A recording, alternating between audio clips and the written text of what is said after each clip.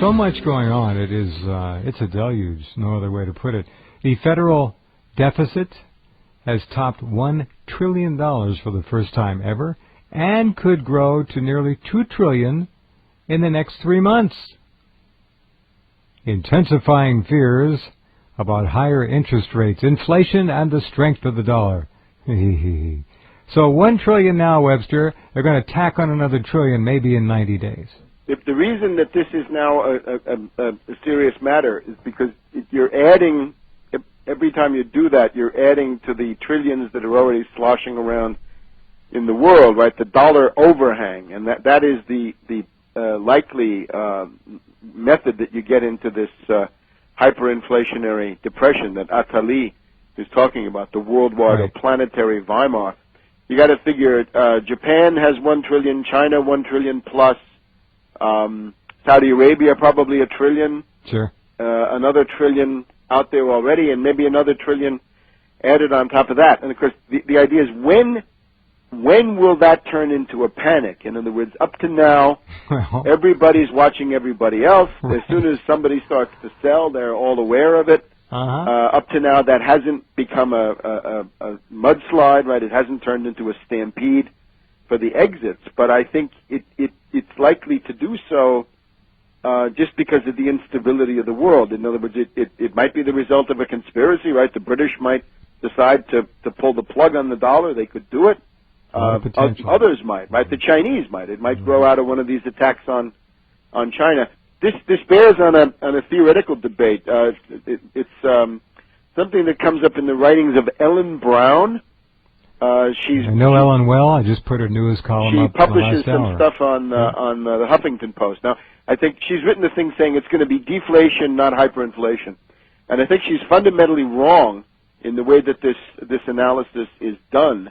I think her basic method seems to come out of the social credit movement of the basically Canada and some other places from the 1930s. And I think this method of analysis is inadequate, because it does not have a systematic distinction between what is productive and what is non-productive, and therefore it is not enough to get you out of a depression. And here's the thing.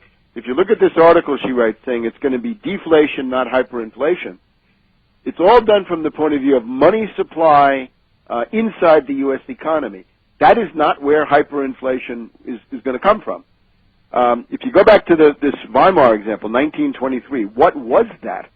The hyperinflation, the 1 trillion to 1 loss of the German mark, was a result then of British financial warfare. You remember, the foreign minister, Walter Rathenau, had made a deal with Soviet Russia, with Chicherin, at the Rapallo conference in 1922, which was going to take the two pariah states of Europe, Germany and Soviet Russia, and put them together, right? German industry, German technology, Russian manpower and natural resources, and this would have been a tremendous economic powerhouse. So as soon as the British saw that, they and their French cohorts decided that they would launch a complete economic warfare attack on the German mark, and that's what did it.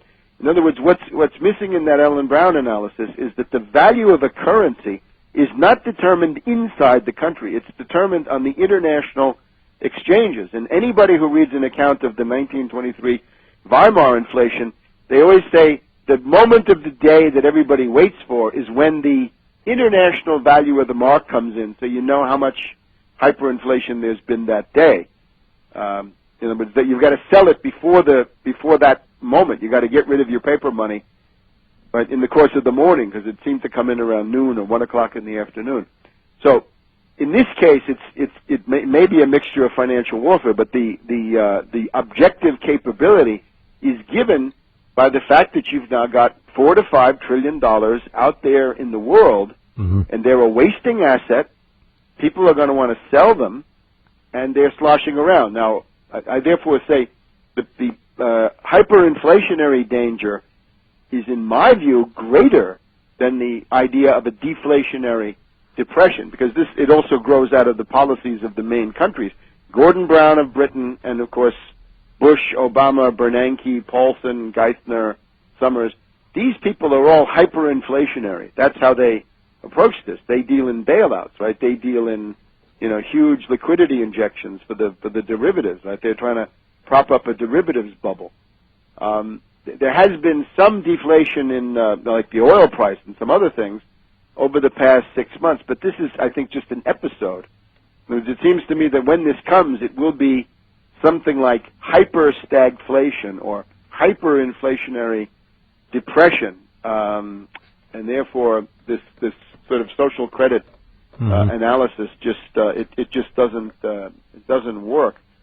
So I think that's actually what's ahead, and that I think that's the testimony of this Atali is very interesting in that regard. When it happens, I don't know. It can be done triggered by completely different factors, and those things that have very little to do with economics, right? Some military reverse, or Obama gets sick, or something like this. Any of those things could bring it on. We have so many things on the economic table to talk about. We're going to take a break right now. Pensions, retirement funds. They've largely been looted. I don't know what the overall percentage might be, Webster. Perhaps you do. But out of the UK, here's another story. Pension experts predict horrific news on funds for retirees and pensioners.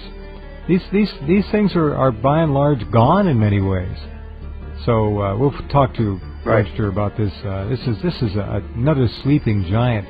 And I think what you've said in kind of a very rudimentary way is that all the ingredients for a tremendous panic, among other things, are here. A dollar panic. That's it. And that would then be expressed as hyperinflation in the dollar. Yep. Be right back.